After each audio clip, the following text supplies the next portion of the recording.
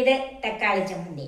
പഴയ കാലങ്ങളിൽ നമ്മുടെയൊക്കെ വീടുകളിൽ അമ്മമാരുണ്ടാക്കി തന്നിരുന്ന അതീവ രുചിയുള്ള ഒരു തക്കാളി ചമ്മന്തി ഓർമ്മയില്ലേ? അതാണ് ഈ ചമ്മന്തി. ഇത് വളരെ സിമ്പിളായിട്ട് നമുക്ക് ഉണ്ടാക്കിയെടുക്കാം. നല്ലവണ്ണം പഴുത്ത 4 തക്കാളി, ഒരു 10-12 വെളുത്തുള്ളി അല്ലി, 6 എരിവുള്ള മുളക്, 1 ടീസ്പൂൺ കാശ്മീരി മുളക് പൊടി, 1/2 ടീസ്പൂൺ കടുക്, 1 ടീസ്പൂൺ ഉഴുന്നുപരിപ്പ്, ഒരു 1/4 ടീസ്പൂൺ കായപ്പൊടി, കുറച്ച് കറിവേപ്പില, ഉപ്പ്, വെളിച്ചെണ്ണ. തക്കാളിപ്പഴം ചെറുതായിട്ട് അരിഞ്ഞു വെച്ചിട്ടുണ്ട്. ഇതുപോലെ ചൂടായ പാനിലേക്ക് വെളിച്ചെണ്ണ ഒഴിക്കാം. 1.5 ടേബിൾ സ്പൂൺ വെളിച്ചെണ്ണ ഒഴിച്ചിട്ടുണ്ട്. അതിലേക്ക് വെളുത്തുള്ളി ഇട്ട് കൊടുക്കാം.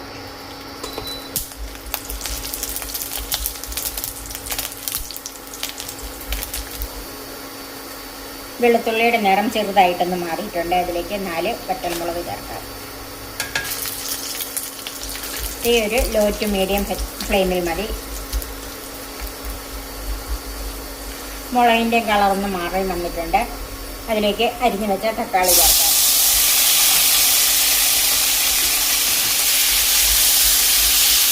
ഇനി തീ ഒരു മീഡിയം ഫ്ലെയിമിലാക്കണം. തക്കാളി ഒന്ന് വെന്തുടഞ്ഞ് വരണം. ഒരു 2 മിനിറ്റ് ഇതൊന്ന് മൂടി വെക്കാം. ഇപ്പോൾ ഒരു മിനിറ്റ് ആയിട്ടുണ്ട്. നമുക്കിതൊന്ന് മിക്സ് ചെയ്ത് വിടാം. ഈ തക്കാളിയിൽ നിന്ന് ഇറങ്ങുന്ന വെള്ളം മതി, വേറെ വെള്ളമൊന്നും ചേർക്കരുത്. ഇതിലേക്ക് ഒരു അല്പം കറിവേപ്പില, കുറച്ച് ഉപ്പും കൂടെ ചേർക്കാം.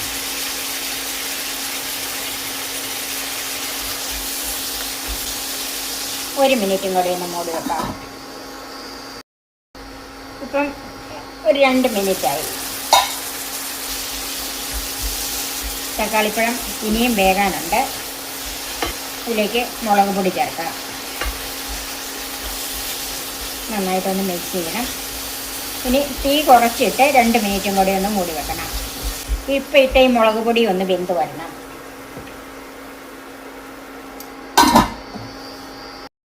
ഒരു 2 മിനിറ്റും കൂടിയായി. ഒന്ന് നോക്കാം.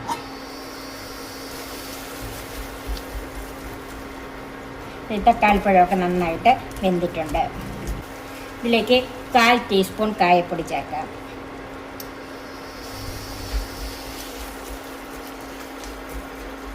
ഇത് ചൂടാറാനായിട്ട് മാറ്റി വെക്കാം.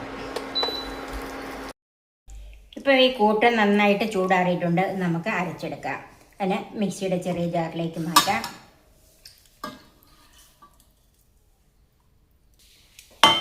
ഇതിന് ഉപ്പ് ഒരല്പം കുറവാണ്. ഞാൻ ഒരല്പം ഉപ്പും കൂടെ ചേർത്താണ് അരയ്ക്കുന്നത്. നന്നായിട്ട് അരച്ചെടുക്കണം.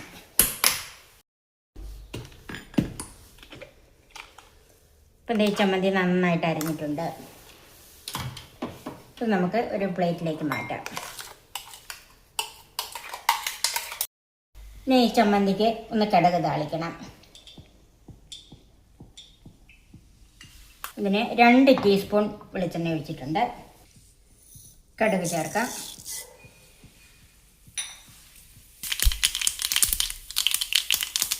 ഇതിലേക്ക് ഉഴുന്നുപരിപ്പ് ചേർക്കാം. 2 വറ്റൽമുളക് മുറിച്ചതും കുറച്ച് കറിവേപ്പിലയും ചേർക്കാം.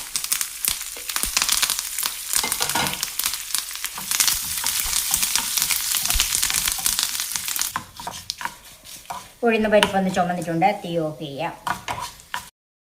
കടുക് താളിച്ചത് ചമ്മന്തിയിലേക്ക് ചേർക്കാം.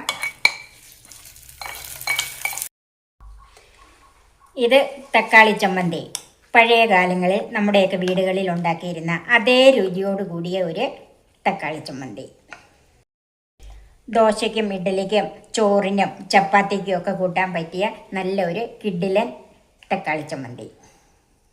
ഇത് നിങ്ങൾ തീർച്ചയായും ട്രൈ ചെയ്ത് നോക്കണം. എല്ലാവർക്കും ഇഷ്ടപ്പെടും. നിങ്ങൾക്കിത് ഇഷ്ടപ്പെട്ടാൽ ഈ ചാനൽ സബ്സ്ക്രൈബ് ചെയ്യാൻ മറക്കരുത്.